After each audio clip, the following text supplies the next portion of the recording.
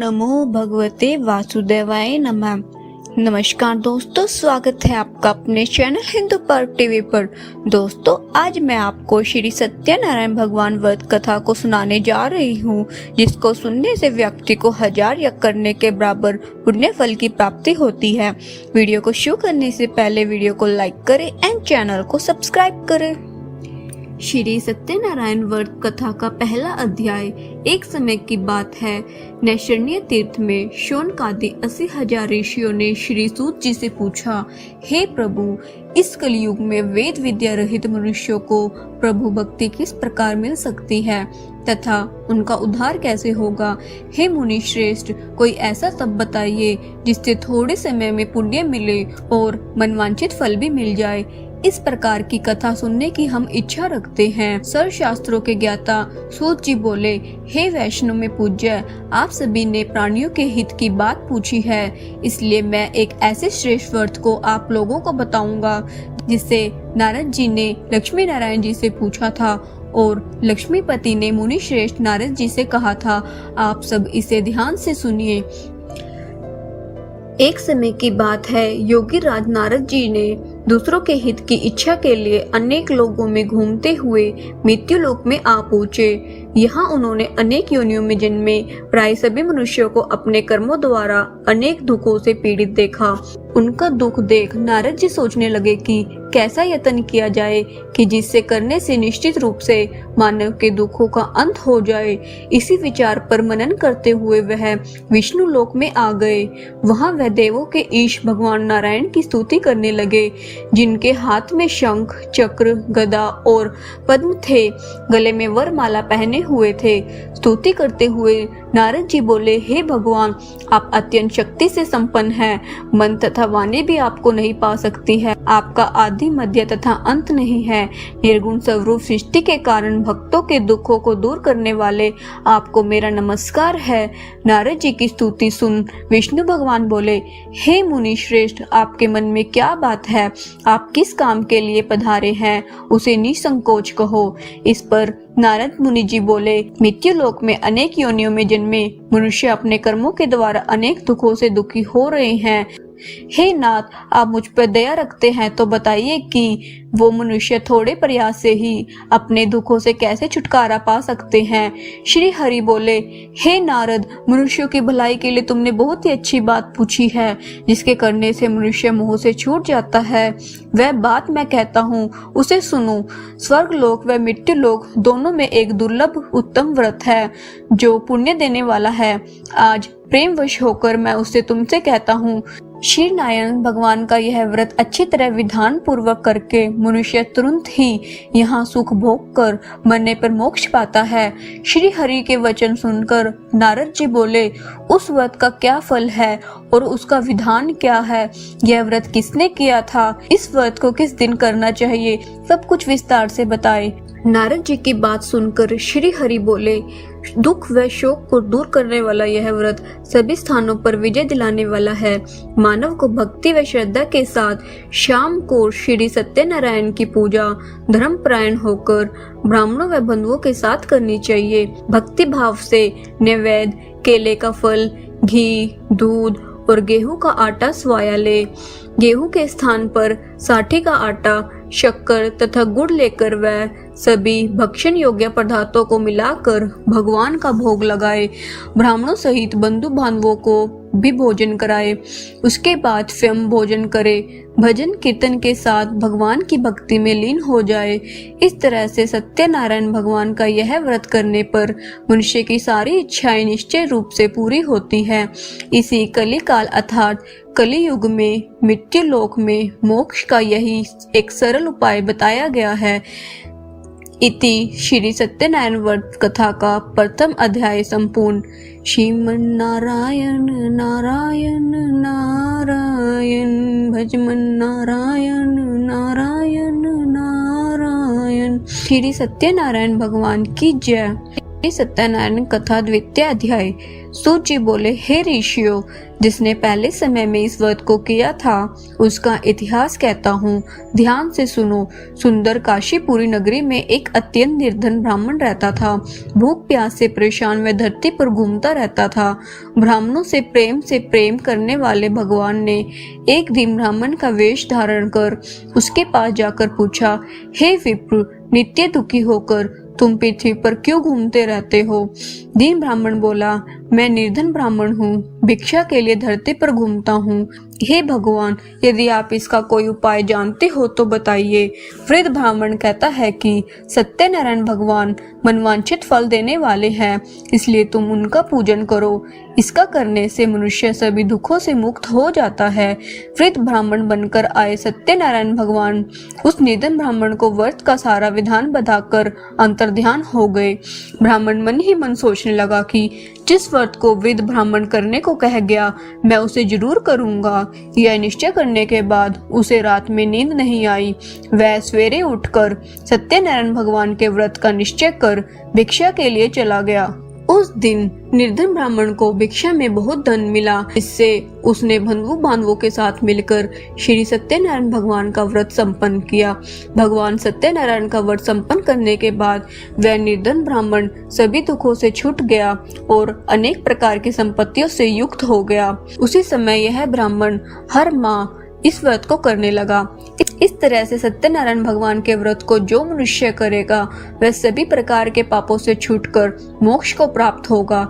जो मनुष्य इस व्रत को करेगा वह सभी दुखों से मुक्त हो जाएगा। सूत जी बोले, इस तरह से नारद जी से नारायण जी का कहा हुआ श्री सत्यनारायण व्रत को मैंने तुमसे कहा। हे विप्रो, मैं अब और क्या कहूँ? ऋषि बोले, हे मुनिवर, संसार में इस विप्र से सुनकर और किस किस से इस व्रत को किया है, हम सब इस बात को सुनना चाहते हैं, इसलिए हमारे मन में श्रद्धा का भाव है। सूत जी बोले, हे मुनियों, जिसने इस व्रत को किया है वह सब सुनो। एक समय वही विप्र धन व ऐश्वर्य के अनुसार अपने बंधु और बांधवों के साथ इस व्रत को करने को तैयार हुआ। उसी समय एक लकड़ी बेचने वाला बूढ़ा आदमी आया और लकड़ियां बाहर रखकर अंदर ब्राह्मण के घर में गया। प्यास से दुखी वह लकड़हारा उनको व्रत करता देख विप्र को नमस्कार करके पूछने लगा कि आप क्या कर रहे हो तथा इसे करने से क्या फल मिलेगा, कृपया मुझे बताइए।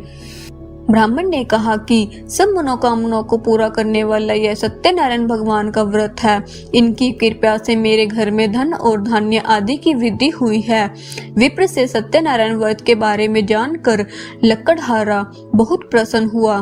चरणामृत लेकर वह प्रसाद खाने के बाद वह अपने घर गया। लकड़हारे ने भी अपने मन में संकल्प किया कि आज लकड़ी बेचने से जो धन मिलेगा उसी से श्री सत्यनारायण भगवान का उत्तम व्रत करूंगा। मन में इस विचार को ले बूढ़ा आदमी सिर पर लकड़ियां रखकर उसे नगर में बेचने गया, जहां धनी लोग ज्यादा रहते थे। उस नगर में उसे अपनी लकड़ियों का दाम पहले से 4 गुना अधिक मिलता है। बूढ़ा प्रसन्नता के साथ दाम लेकर केले, शक्कर, घी, दूध, दही और गेहूं का आटा ले और सत्यनारायण भगवान के व्रत की अन्य सामग्रियां लेकर अपने घर गया। वहां अपने बंधु बांधवों को बुलाकर विधि विधान से सत्यनारायण भगवान का पूजन और व्रत किया। इस व्रत के प्रभाव से वह बूढ़ा लकड़हारा धन पुत्र आदि से युक्त होकर संसार के समस्त सुख भोग अंत काल में बैंकुट धाम चला गया। श्री सत्यनारायण व्रत कथा का द्वितीय अध्याय संपूर्ण। श्रीमन नारायण नारायण नारायण, भजमन नारायण नारायण नारायण। श्री सत्यनारायण भगवान की जय। सत्यनारायण व्रत कथा का तीसरा अध्याय। सूत जी बोले, हे श्रेष्ठ मुनियों, अब आगे की कथा कहता हूँ। पहले समय में उल्कामुख नाम का एक बुद्धिमान राजा था। वह सत्यवक्ता तथा जितेंद्रिय था। प्रतिदिन देव स्थानों पर जाता और निर्धनों को दंड देकर उनके कष्टों तो दूर करता था। उसकी पत्नी कमल के समान मुख वाली तथा सती साध्वी थी। भद्रशिला नदी के तट पर उन दोनों ने श्री सत्यनारायण भगवान का व्रत किया। उसी समय साधु नाम का एक वैश्य आया। उसके पास व्यापार करने के लिए बहुत सा धन भी था। राजा को व्रत करते देख वह विनय के साथ पूछने लगा, हे राजन, भक्ति भाव से पूर्ण होकर आप यह क्या कर रहे हैं? मैं सुनने की इच्छा रखता हूँ, तो आप मुझे बताइए। राजा बोला, हे साधु, आपने बंधु बांधवों के साथ पुत्र आदि की प्राप्ति के लिए एक महाशक्तिमान श्री सत्यनारायण भगवान का व्रत व पूजन कर रहा हूँ।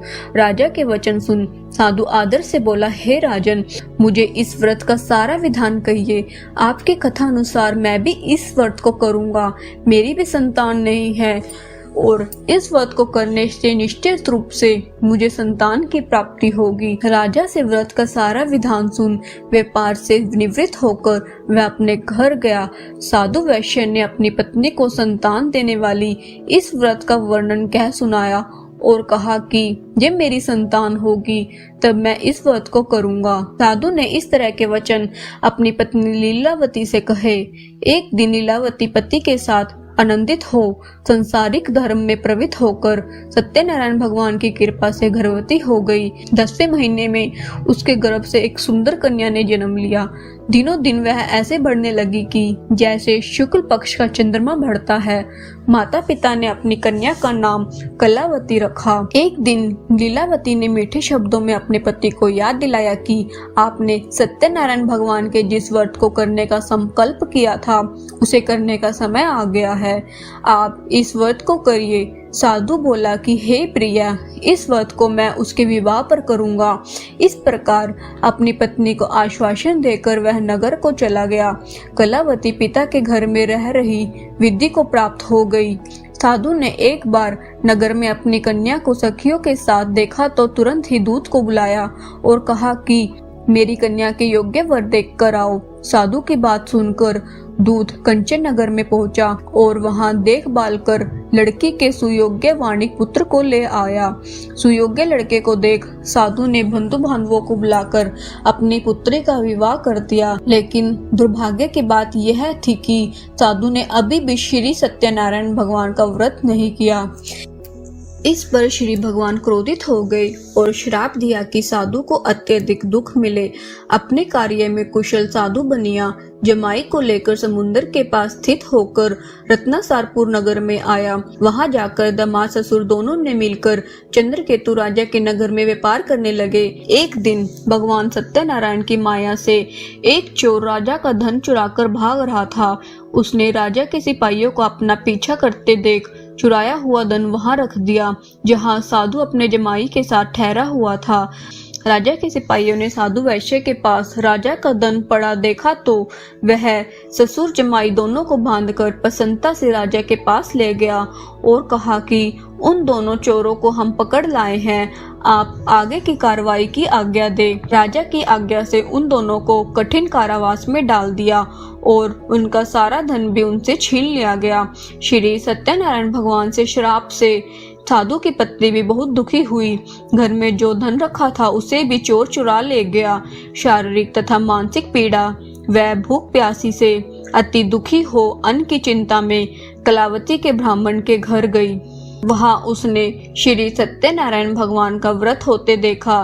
फिर कथा भी सुनी। वह प्रसाद ग्रहण कर वह रात को घर में वापस आई। माता ने कलावती से पूछा कि हे पुत्री, अब तुम कहाँ थी? तेरे मन में क्या है? कलावती ने अपनी माता से कहा, हे माता, मैंने एक ब्राह्मण के घर में श्री सत्यनारायण भगवान का व्रत देखा। कन्या के वचन सुन लीलावती भी भगवान के पूजन की तैयारी करने लगी। लीलावती ने परिवार व बंधुओं सहित सत्यनारायण भगवान का पूजन किया और उनसे वर मांगा कि मेरे पति तथा जमाई शीघ्र घर आ जाए। साथ ही यह भी प्रार्थना की कि हम सबका अपराध को क्षमा करे। श्री नारायण भगवान इस व्रत से संतुष्ट हो गए और राजा चंद्रकेतु को सपने में दर्शन देकर कहा कि हे राजन, तुम उन दोनों वैश्यों को छोड़ दो। तुमने उनका जो धन लिया है उसे वापस कर दो। अगर ऐसा नहीं किया तो मैं तुम्हारा धन, राज्य व संतान सभी को नष्ट कर दूंगा। राजा को यह सब कहकर वह अंतर्ध्यान हो गए। प्रातःकाल सभा में राजा ने अपना सपना सुनाया, फिर बोले कि बड़े पुत्रों को कैद से मुक्त कर सभा में लाओ। दोनों ने आते ही राजा को प्रणाम किया। राजा मीठी वाणी में बोला, हे महानुभावों, भाग्यवश ऐसा कठिन दुख तुम्हें प्राप्त हुआ है, लेकिन अब तुम्हें कोई भय नहीं है। ऐसा कह राजा ने दोनों को नए वस्त्राभूषण भी पहनाए और जितना धन उनका लिया था उससे 2 गुना धन वापस कर दिया। दोनों वैश्य अपने घर को चल दिए। इति श्री सत्यनारायण व्रत कथा का 3रा अध्याय संपूर्ण। श्रीमन नारायण नारायण नारायण, भजमन नारायण नारायण नारायण। श्री सत्यनारायण भगवान की जय। श्री सत्यनारायण व्रत कथा का 4था अध्याय। सूत जी बोले, वैश्य ने मंगलाचार कर अपनी यात्रा आरंभ की और अपने नगर की ओर चल दिए। उनकी थोड़ी दूर जाने पर एक दंडी वेशधारी श्री सत्यनारायण ने उनसे पूछा, हे साधु, तेरी नाव में क्या है?